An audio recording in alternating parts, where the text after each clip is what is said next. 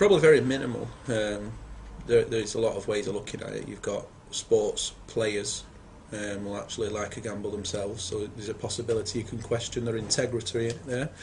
But there are safeguards in place to protect about that, so an individual couldn't bet on themselves or their team, for example. But in general, you don't really encounter it in the way you might have done. Gambling has actually brought a lot to sport in many ways. It brings a wider audience to sport. It's a large sponsor of many sports nowadays as well, so there's that side you can look at as well. But in terms of gambling on sport, the impact it's had on sport, I could only imagine it's kind of had a positive impact, really. You know, if anything, it's in the bookmakers' interest to make sure it's an honest participation, if you like, and as such, if there was anything slightly misleading, then it's not going to be in our interest as well as the sports interest. So if anything, it could have probably tightened controls on integrity.